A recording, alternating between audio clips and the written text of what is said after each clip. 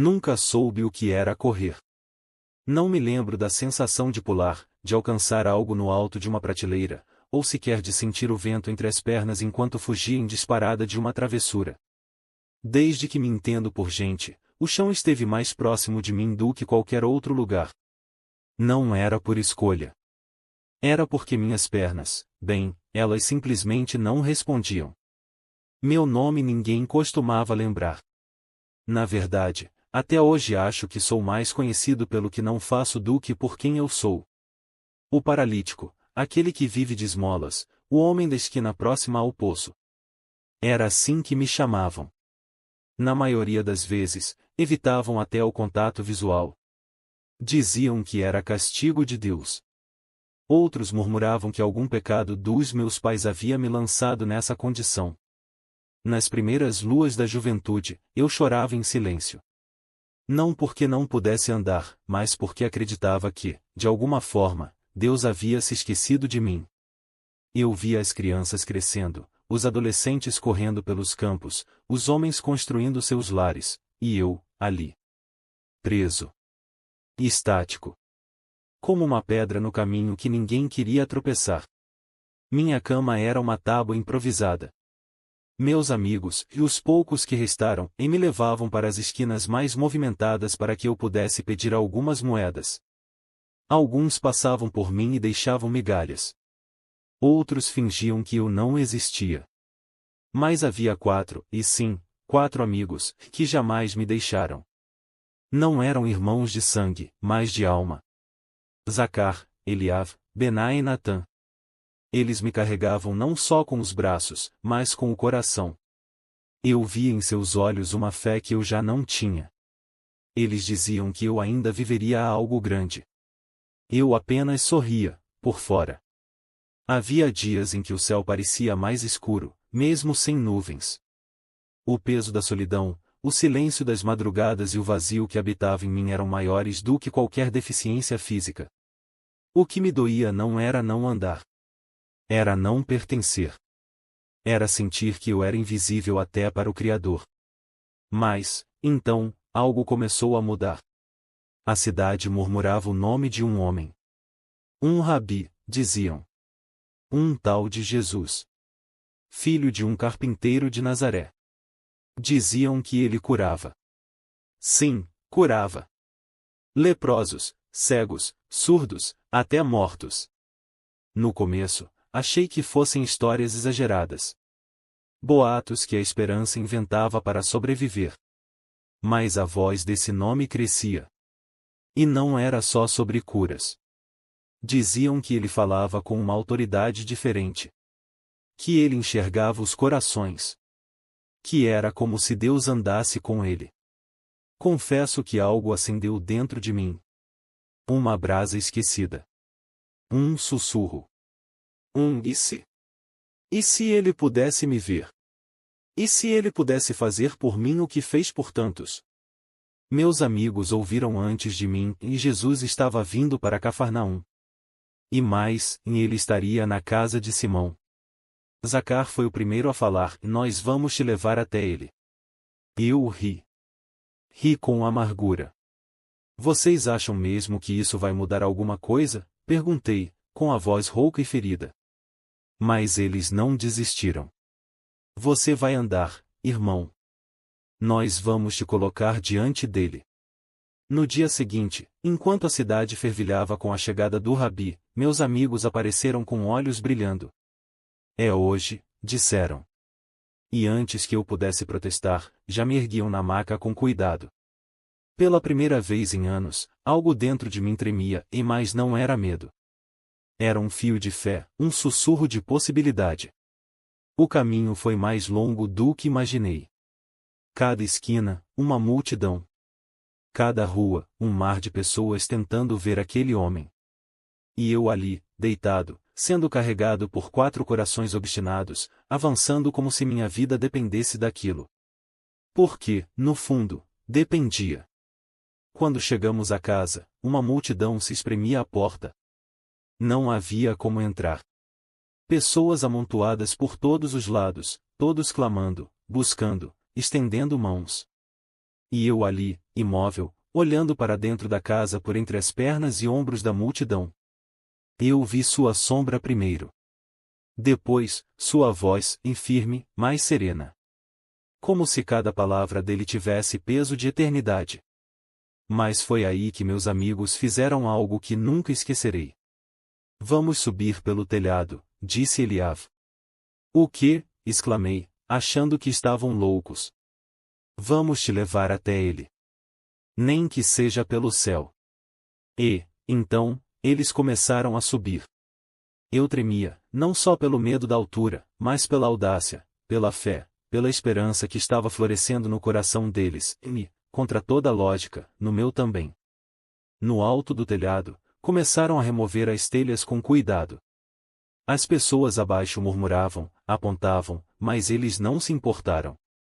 Quando abriram um espaço suficiente, me olharam nos olhos. Está pronto? Perguntou Zacar. Eu não respondi. Só fechei os olhos. E, então, comecei a descer.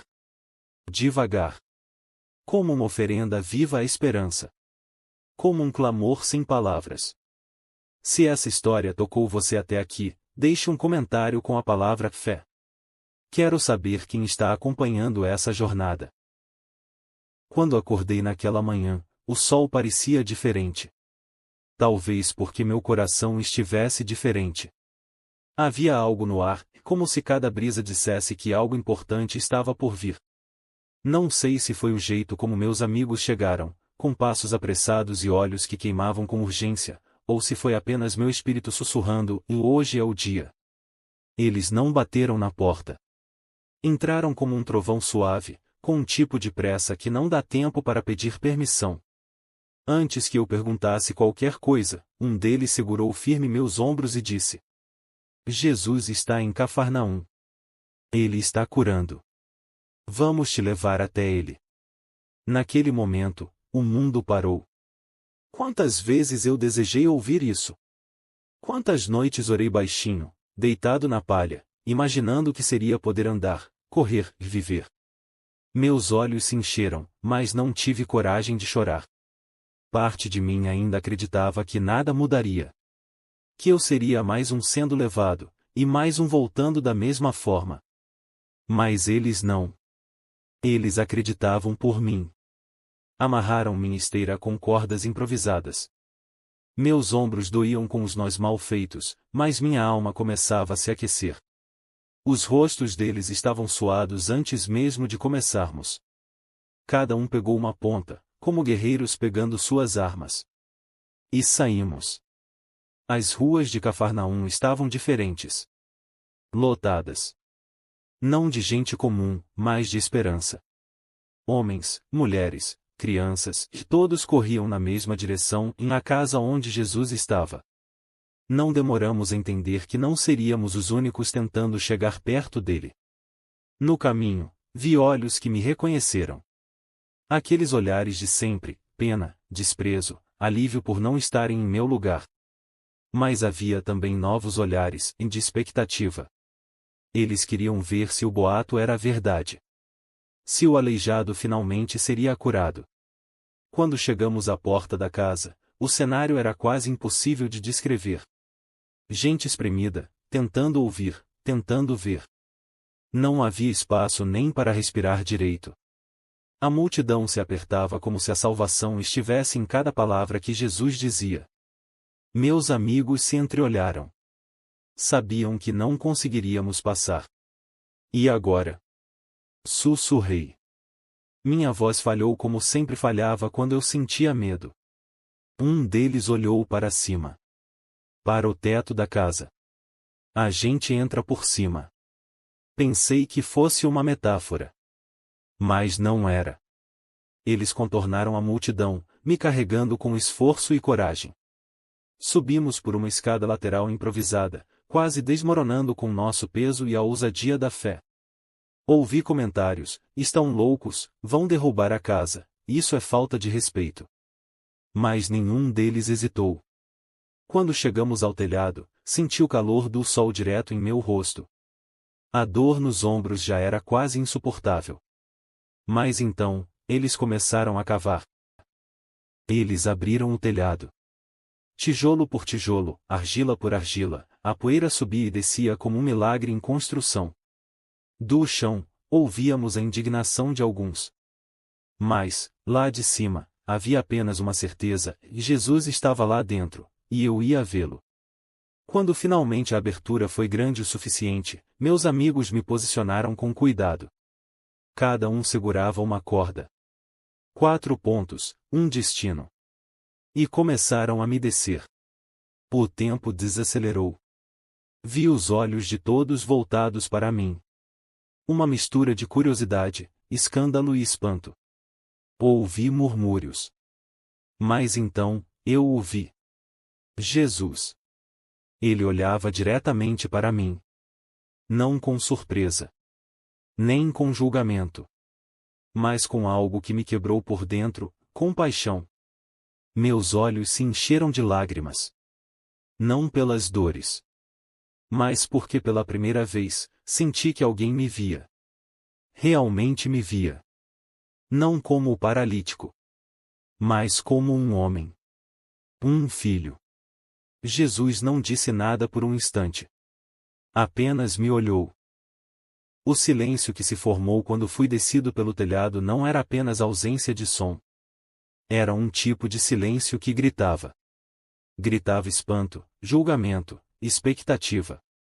Gritava fé e medo ao mesmo tempo.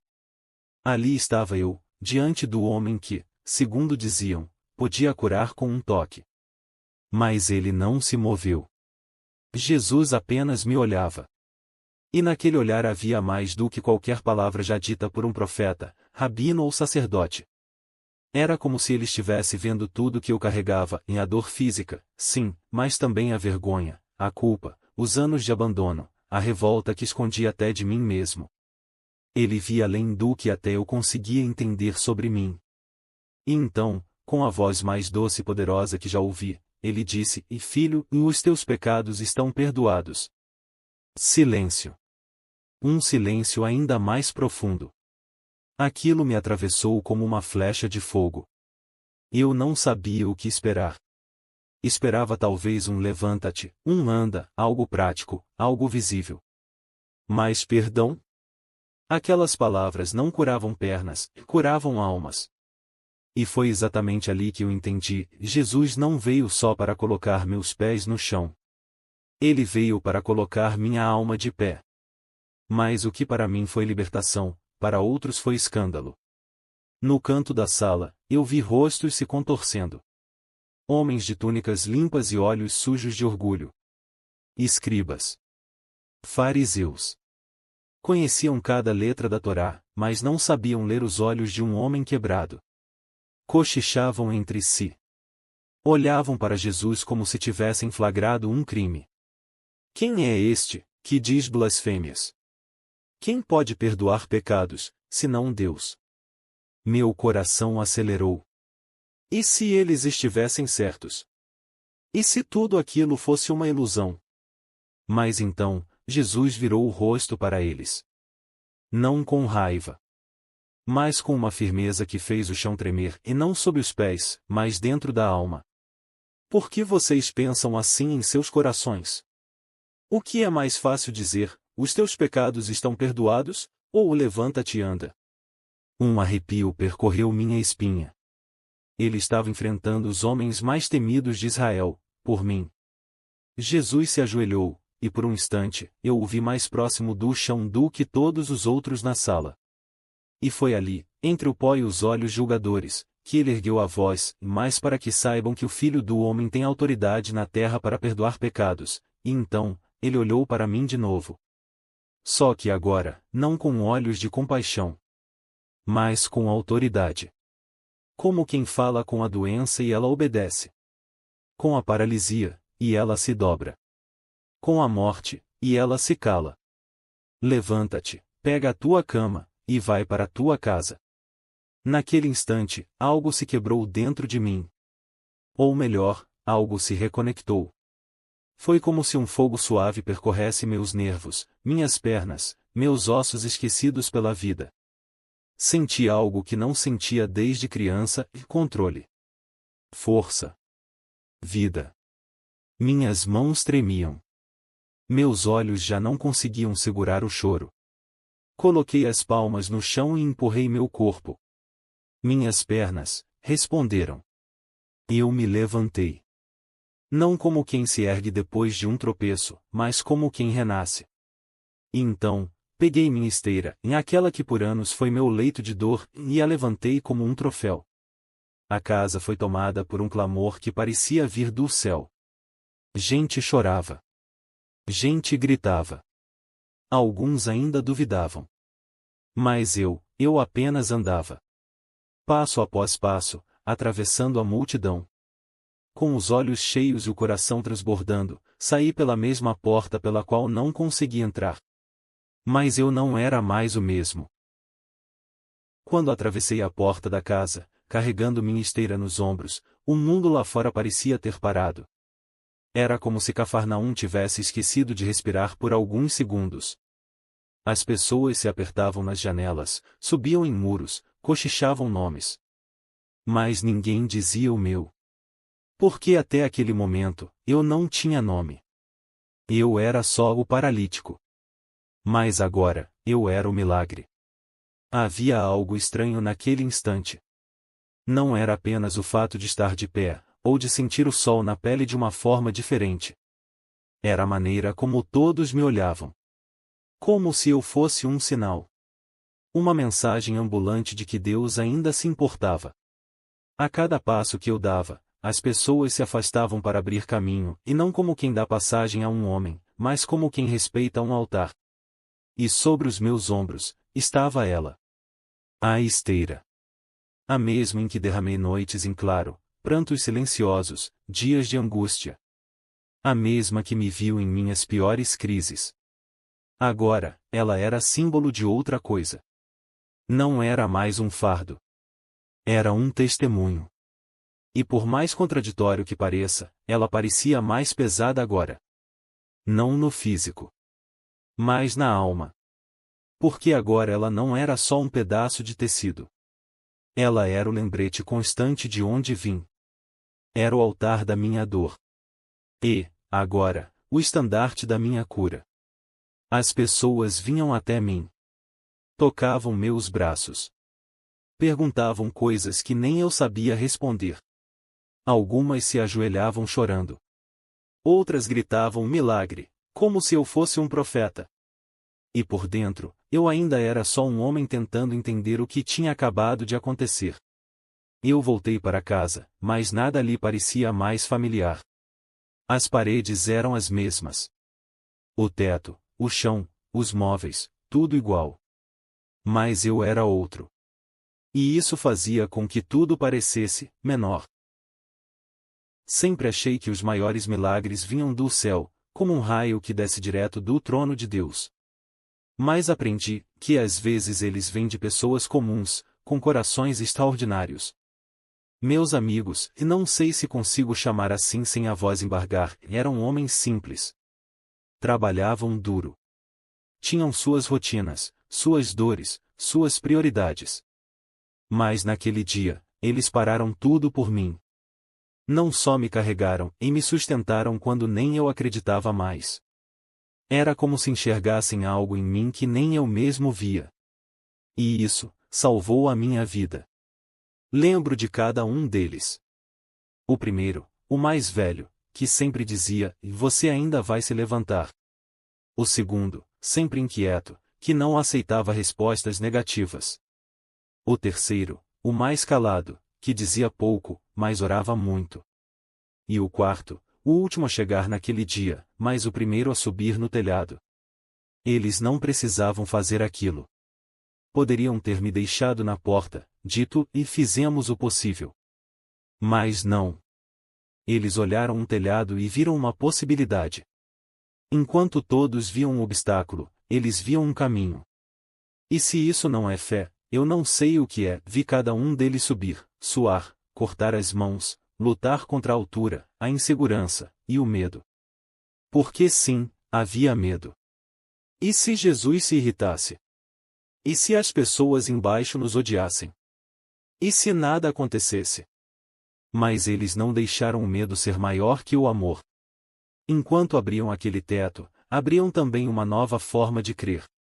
Eles me desceram lentamente, e eu me pergunto, será que tremiam mais de esforço ou de fé?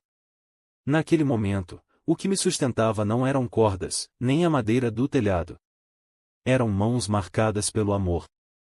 Mãos que não desistiram de mim. E o que Jesus viu, não foi apenas a minha paralisia. Foi a fé deles. Ele não disse por causa da sua fé, levanta-te. Ele disse, vendo a fé deles. Isso ecoou dentro de mim. Às vezes, estamos tão quebrados que não conseguimos crer nem por nós mesmos. E então, Deus nos cerca de pessoas que creem por nós. Que intercedem. Que carregam. Que rompem tetos para nos levar até Ele. Esses homens me ensinaram algo precioso e a fé é comunitária. E o milagre também pode vir por causa do outro. Desde aquele dia, eu não caminho só. Não por medo de cair, mas porque aprendi o valor de quem carrega a gente quando a vida paralisa. Esses amigos não apenas mudaram meu destino. Eles mudaram minha forma de ver o amor. E hoje, se alguém me perguntar onde encontrei Deus, eu direi que o vi em Jesus. Mas antes dele, eu o vi, nos olhos dos meus amigos. Quando meus pés tocaram o chão, algo mudou. Não apenas em mim, mas em todo lugar ao redor. O silêncio dentro daquela casa virou um rugido de espanto. Pessoas se levantaram como se tivessem presenciado a criação do mundo. Mulheres choravam. Homens se ajoelhavam. Até as crianças ficaram paradas, com os olhos brilhando, como se tivessem visto o próprio céu se abrir. Mas foi nos olhos dos fariseus que encontrei algo diferente, e eles não se admiravam. Eles se incomodavam. A cura não foi o problema. O que incomodou foi o perdão. Jesus tinha dito, filho, os teus pecados estão perdoados. E naquele momento, mesmo antes de andar, eu já era livre. Mas os líderes religiosos se entreolharam com indignação. Sussurravam entre si como se tivessem presenciado um crime. Quem é este que blasfema? Só Deus pode perdoar pecados. E ali estava o ponto, Jesus não apenas me curava, ele declarava que tinha autoridade para restaurar minha alma. Isso era imperdoável para eles. Mas Jesus, com sua voz firme e doce, respondeu seus pensamentos com uma pergunta que até hoje ecoa na minha mente: o que é mais fácil dizer, teus pecados estão perdoados, ou levanta-te e anda? E antes que alguém respondesse, ele completou: e mais para que saibais que o Filho do Homem tem autoridade na terra para perdoar pecados. Ele olhou nos meus olhos, e disse com ternura e autoridade: levanta-te, toma o teu leito, e vai para a tua casa. Naquele instante, o tempo pareceu parar. Senti um calor subir pelas pernas. Um formigamento, como se a vida voltasse a circular onde antes havia apenas ausência. Meus músculos obedeceram. Minhas mãos apertaram o leito. E pela primeira vez, em anos, eu me levantei. A multidão explodiu em louvor. Alguns gritavam, outros choravam, e outros apenas ficavam em silêncio, impactados demais para expressar qualquer emoção. Mas entre os fariseus, havia uma tempestade silenciosa. Eles não podiam negar o milagre. Mas também, não podiam aceitar o que ele significava. Jesus não era apenas um profeta. Ele se dizia o próprio Filho de Deus. E agora, havia provas. Cafarnaum nunca mais foi a mesma. As ruas repetiam meu nome. Crianças vinham me tocar. Homens me pediam orações. Mulheres me abraçavam como quem testemunhava um milagre em carne e osso. Mas, no fundo, eu sabia. O verdadeiro milagre foi o perdão. Andar era incrível. Mas ser liberto da culpa, da vergonha, do medo, isso era eterno. 7 Nos dias que seguiram, meu nome percorreu cada beco de Cafarnaum. Eu não era mais o homem esquecido no canto da casa, o fardo nos ombros dos amigos, o peso que a cidade evitava. Agora, eu era a prova viva de que Jesus tinha poder sobre o corpo e sobre a alma. Mas com essa fama, vieram também os olhares que queimavam. Não demorou muito para eu perceber que, por trás da alegria da multidão, havia uma inquietação sombria nos corredores da religião.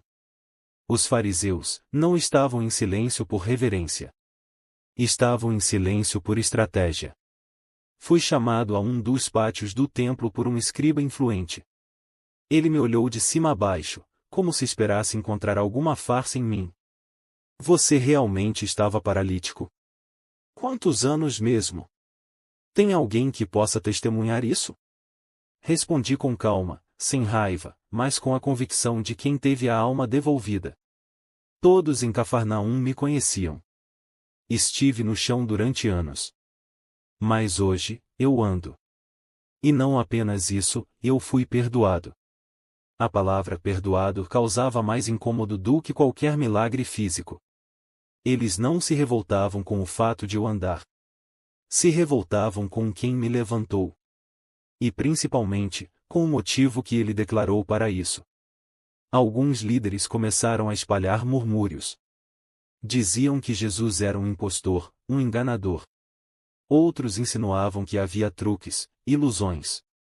Chegaram até a me acusar de fingimento. Sim, imagine só, eu teria fingido todos aqueles anos para, de repente, levantar no momento exato para glorificar um falso profeta? Era tão absurdo que doía mais que qualquer ferida que já tive.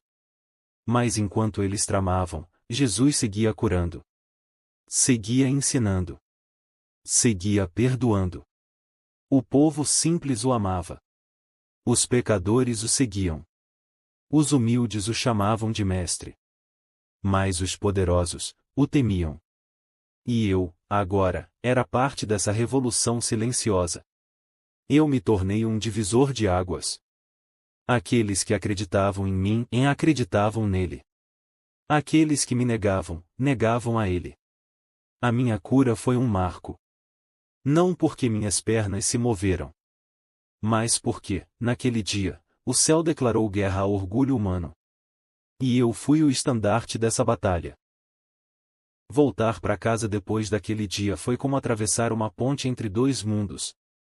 As ruas já não me pareciam labirintos. As escadas deixaram de ser barreiras.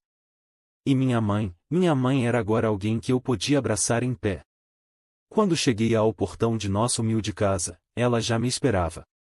Seus olhos estavam vermelhos, não por tristeza, mas por lágrimas que pareciam não ter fim desde o milagre. Mas o que me quebrou por dentro, foi o modo como ela ainda trazia a esteira dobrada nos braços. Eu trouxe ela para dentro, filho. Não queria que o povo a levasse embora como relíquia, ela apertou a esteira contra o peito como se fosse um pedaço do nosso passado. E de fato, era. Eu me aproximei. Me ajoelhei diante dela, como alguém que reconhece tudo o que foi feito por trás das cortinas da vida. Mãe, você carregou o peso da minha paralisia com mais dignidade do que eu poderia ter sonhado. Ela caiu de joelhos comigo. Você nunca foi um peso. Nem um fardo. Era meu filho. E mesmo imóvel, você nunca deixou de se mover no meu coração. Nos abraçamos por um tempo que pareceu eterno. Pela primeira vez em anos, eu pude envolver meus braços ao redor dela, proteger quem sempre me protegeu, e dizer, agora eu vou cuidar de você. Conversamos longamente naquela noite. Ela me contou como, durante os primeiros anos da minha paralisia, ela orava por cura. Depois passou a orar por força. E quando percebeu que talvez nada mudaria, orava apenas para que eu não perdesse a fé. Mas no fundo, filho, eu nunca deixei de acreditar. Só não sabia quando Deus responderia. E veja só, ele respondeu. Sorri com os olhos marejados. Ele respondeu, e veio até mim. Me chamou pelo nome. Me levantou. E mais do que isso, e me viu. Ele te viu, ela repetiu, como um eco cheio de amor. E quando ele te viu, me viu também. Porque eu estava dentro das tuas dores. Naquela noite, ela me preparou um prato com as próprias mãos. Algo que ela não fazia há anos, por conta do tempo que gastava cuidando de mim. E enquanto jantávamos à luz fraca da lamparina, olhei ao redor da casa e percebi. Nada havia mudado fisicamente, mas tudo havia sido transformado. Minha cama ainda era a mesma. As paredes, descascadas. O cheiro de pão e azeite, o mesmo de sempre. Mas a atmosfera era outra. A presença de Jesus havia entrado naquele lar. Mesmo sem estar fisicamente ali, o milagre pairava sobre nós como uma promessa eterna. Naquela noite, dormi pela primeira vez sem dor. Sem culpa. Sem medo. E com a certeza de que, dali em diante, minha vida teria um novo propósito. Porque quem foi tocado por Jesus, nunca mais caminha como antes. Nem no corpo. Nem na alma.